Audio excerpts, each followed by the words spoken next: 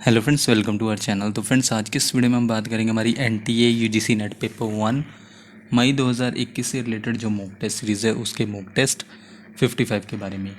Friends, इस video में हम कवर करने वाले हैं 8 एमसीक्यूज़ जो कि आपके जुड़े होंगे किससे, हायर एजुकेशन सिस्टम से। वीडियो का फॉर्मेट आप सब जानती हैं, तो हम डायरेक्ट अपने फर्स्ट क्वेश्चन पर आते हैं, जहाँ पर आज का हमारा पहला क्वेश्चन है, mark the correct code about RUSA। यानी कि आपको मार्क करना है करेक्ट कोड राष्ट्रीय उच्चतर शिक्षा अभियान के बारे में, जहां पर नंबर 1 स्टेटमेंट है राष्ट्रीय उच्चतर शिक्षा अभियान लॉन्च्ड इन 2012 और सेकंड स्टेटमेंट है provide strategic funding to eligible state higher educational institutions. Friends, code आप अपनी स्क्रीन पर देख सकते हैं और इसी वीडियो के नीचे कमेंट करके हमें 10 सेकंड के अंदर करेक्ट कोड बता सकते हैं।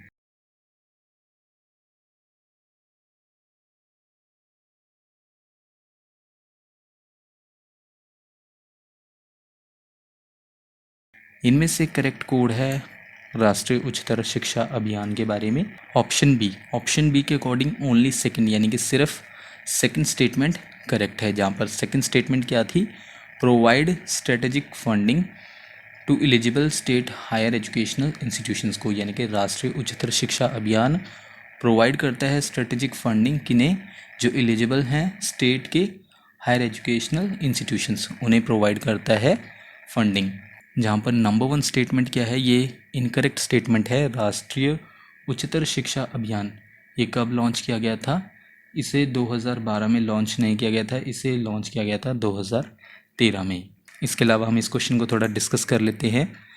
राष्ट्रीय उच्चतर शिक्षा अभियान एक सेंट्रली स्पॉन्सर्ड प्रोग्राम है, यानी कि केंद्र का एक स्पॉन्सर्ड प्रोग्राम है राष्ट्रीय उच्चतर शिक्षा अभियान, जो कि लॉन्च किया गया था 2013 में। और इसका एम क्या है, प्रोवाइड करना स्ट्रेटेजिक फंडिंग जो एलिजिबल स्टेट के हायर एजुकेशनल इंस्टीट्यूशंस हैं उन्हें। और की ऑब्जेक्टिव क्या है, इम्प्रूव करना एक्सेस, इक्विटी और क्वालिटी हायर एजुकेशन में स्टेट लेवल पर, यानी कि आप एजुकेशन तक ईजिली एक्सेस कर सकें, इक्विटी हो, फेयर हो और क्वालिटी हो हायर एजुकेशन में। ये इसके की ऑब्जेक्टिव्स हैं, मुख्य उद्देश्य हैं। और इसके अलावा क्रिएट करना एटमॉस्फेयर हायर एजुकेशनल इंस्टीट्यूशंस में, ताकि प्रमोट कर सके रिसर्च को और इनोवेशन को। इसके अलावा नेक्स्ट पॉइंट है इम्प्रूव करना इक्विटी, कि इम्प्रूव किया जा सके निष्पक्षता को, न्याय नीति को हायर एजुकेशन में, उच्च शिक्षा में प्रोवाइड करके एक पर्याप्त यानी कि एडिक्वेट अपॉर्चुनिटीज़ प्रोवाइड करके हायर एजुकेशन में किन्हें, शेड्यूल्ड कास्ट को, एससी को, एसटीज़ को, यानी कि शेड्यूल्ड ट्राइब्स को। और साथ ही साथ जो सोशली और एजुकेशनली बैकवर्ड क्लासेस हैं उन्हें, और प्रमोट करना वुमेन को, माइनॉरिटीज़ को, और साथ ही साथ डिफरेंटली एबल्ड जो पर्सनस हैं यानी कि जो डिसेबल्ड्स हैं उन्हें प्रमोट करना है, ताकि हायर एजुकेशन में इक्विटी यानी कि निष्पक्षता को इम्प्रूव किया जा सके। नेक्स्ट पॉइंट, और इसका एम क्या है, क्रिएट करना न्यू यूनिवर्सिटीज़, जहाँ पर अपग्रेडेशन किया जाएगा जो पहले से मौजूदा ऑटोनॉमस कॉलेजेस हैं उनका। इसके अलावा क्रिएट करना न्यू मॉडल डिग्री कॉलेजेस, नए प्रोफेशनल कॉलेजेस, और प्रोवाइड करना इंफ्रास्ट्रक्चरल सपोर्ट किन्हें, यूनिवर्सिटीज़ को और कॉलेजेस को। और लास्ट इंपॉर्टेंट पॉइंट है जो जुड़ा है राष्ट्रीय उच्चतर शिक्षा अभियान से, कि फंडिंग प्रोवाइड करना है सेंट्रल मिनिस्ट्री के थ्रू स्टेट गवर्नमेंट्स को और यूनियन टेरिटरीज़ को। हम अपने नेक्स्ट क्वेश्चन पर चलते हैं। क्वेश्चन नंबर 2 में आपको बताना है, institutes of eminence is a recognition scheme for higher education institutes in India set by the University Grants Commission in dash।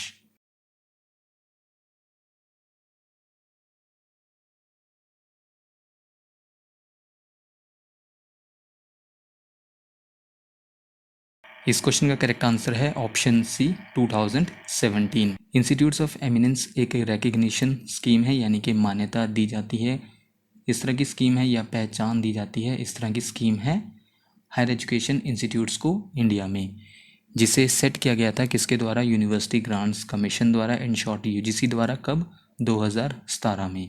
इस प्लान में कितने इंस्टीट्यूशंस शामिल हैं, 20 इंस्टीट्यूशंस शामिल हैं, जिनमें से 18 यानी कि 20 में से 18 को ऑलरेडी डिक्लेयर किया जा चुका है इंस्टीट्यूट्स ऑफ एमिनेंस।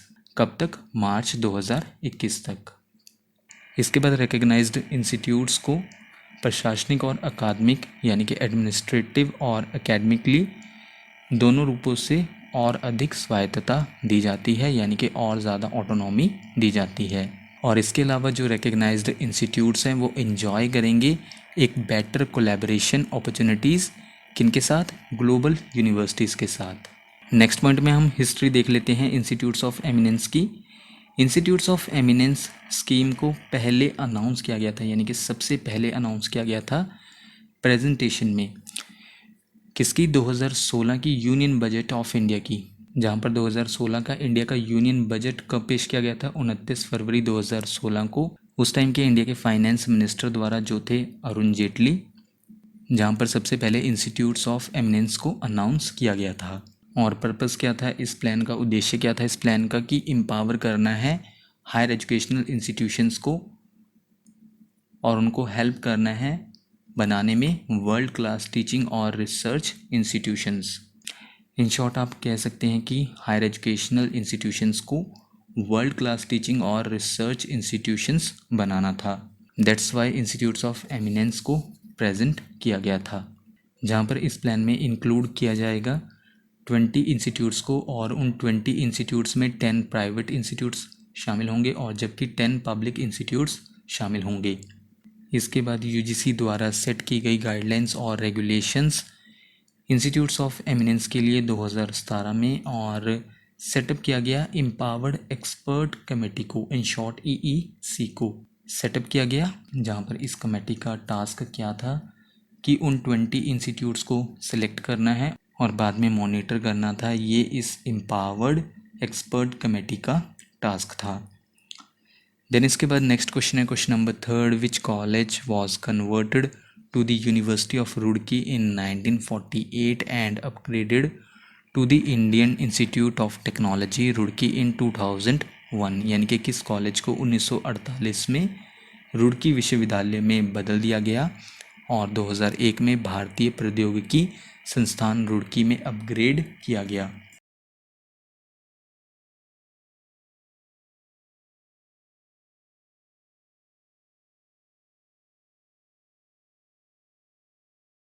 इनमें से वो कॉलेज है option D, Thomson college of civil engineering. पहला इंजीनियरिंग कॉलेज है जिसे इस्टेब्लिश किया गया था, जो कि प्रेजेंट डे में कहाँ पर है, उत्तराखंड के रुड़की में। और कब इसे इस्टेब्लिश किया गया था, 1847 में सिविल इंजीनियर्स की ट्रेनिंग के लिए था ये कॉलेज। देन उसके बाद इसे Thomson college of civil engineering भी इसे कहा जाता था, और ये कॉलेज को कन्वर्ट किया गया यूनिवर्सिटी ऑफ रुड़की में 1948 में और अपग्रेड किया गया Indian institute of technology Roorkee में 2001 में। इसके बाद नेक्स्ट क्वेश्चन है question number 4, which of these is the oldest engineering college, यानी कि इनमें से सबसे पुराना इंजीनियरिंग महाविद्यालय कौन सा है।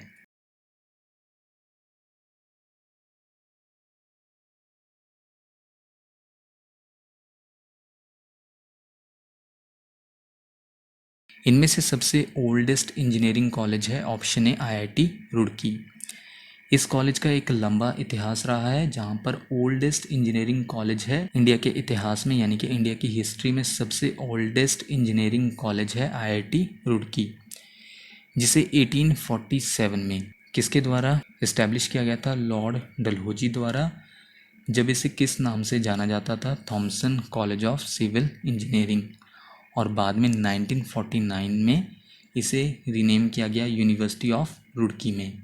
और इसके बाद ये 7th Indian institute of technology बन गया, यानी कि 7th आईआईटी बन गया इंडिया का, कब, 2001 में। क्वेश्चन नंबर 5 में आपको बताना है in whose honour is engineers day celebrated, यानी कि किसके सम्मान में इंजीनियर्स डे मनाया जाता है।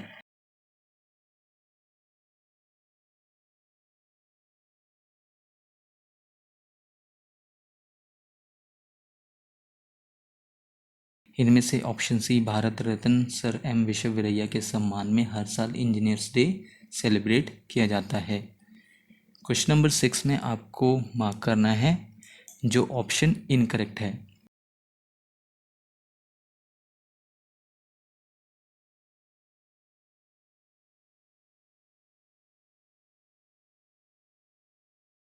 इनमें से इनकरेक्ट है option A, national science day. National science day से एसोसिएटेड नहीं है, जुड़े नहीं हैं, विक्रम साराभाई। सबसे पहले national science day.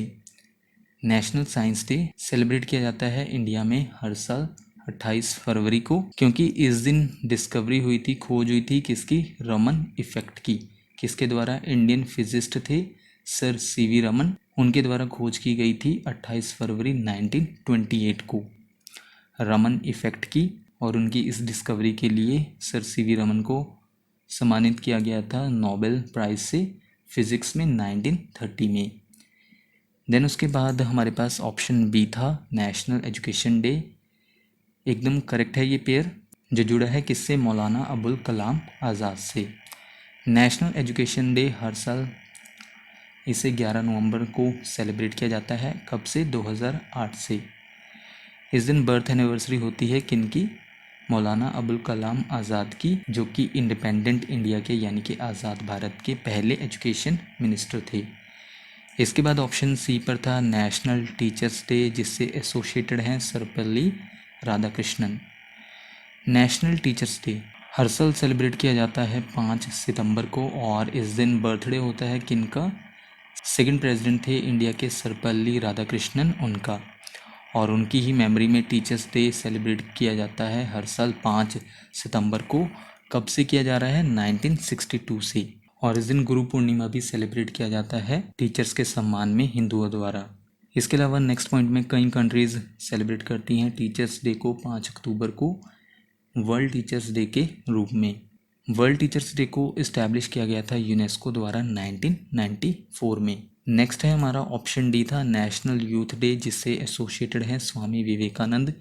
National youth day, जिसे विवेकानंद जयंती के रूप में भी जाना जाता है, हर साल सेलिब्रेट किया जाता है 12 जनवरी को।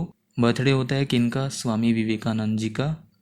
और 1984 से गवर्नमेंट ऑफ इंडिया ने डिक्लेयर किया था कि इस दिन नेशनल यूथ डे सेलिब्रेट किया जाएगा। कब से? 1985 से किया जा रहा है इंडिया में सेलिब्रेट नेशनल यूथ डे। इसके बाद क्वेश्चन नंबर 7 है, in 1947 when India became independent there were dash institutions for first degree engineering education. यानी कि 1947 में जब भारत स्वतंत्र हुआ तब पहली डिग्री इंजीनियरिंग की शिक्षा के लिए कितने संस्थान थे?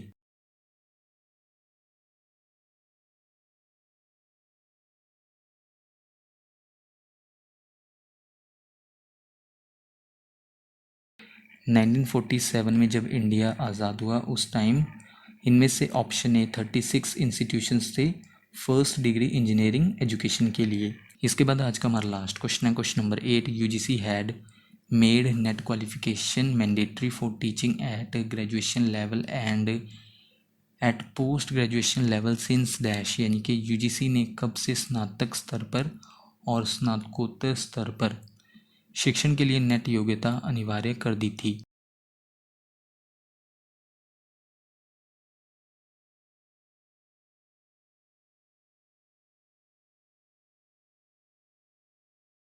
यूजीसी ने नेट क्वालिफिकेशन मैंडेटरी कर दिया था टीचिंग के लिए ग्रेजुएशन लेवल पर और पोस्ट ग्रेजुएशन लेवल पर। कब से? इनमें से ऑप्शन सी जुलाई 2009 से। तो फ्रेंड्स, ये थी हमारी आज की वीडियो। आप हमें इसी वीडियो के नीचे कमेंट करके बता सकते हैं कि आपने टोटल क्वेश्चंस यानी कि 8 क्वेश्चंस में से कितने क्वेश्चंस को करेक्ट मार्क किया। नेक्स्ट वीडियो आपको जल्दी चैनल पर मिल जाएगी। So thank you friends for watching this video.